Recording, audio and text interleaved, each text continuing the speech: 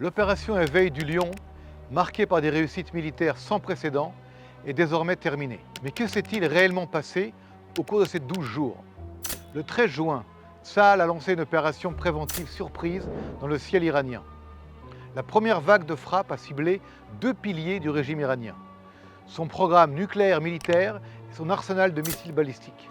2 menaces conçues pour anéantir l'État d'Israël.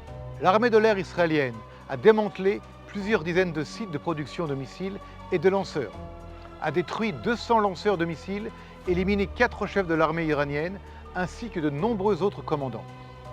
11 scientifiques nucléaires de haut rang impliqués dans l'avancée du programme atomique iranien ont été éliminés.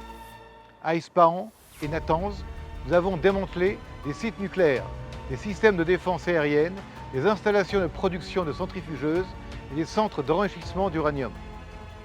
Le réacteur nucléaire inactif d'Arak a lui aussi été frappé afin d'empêcher toute réactivation future.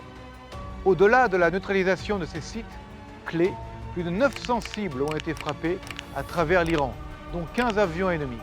Parmi elles, la frappe la plus lointaine jamais réalisée dans notre histoire. Un avion ravitailleur iranien détruit à 2400 km d'Israël, à l'aéroport de Mashhad, à Téhéran.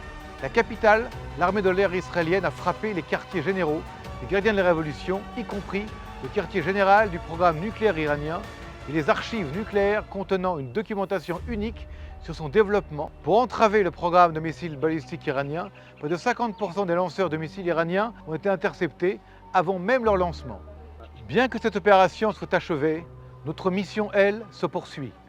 Protéger les civils israéliens sur les 7 fronts. Nous sommes Tsahal, les forces de défense israéliennes.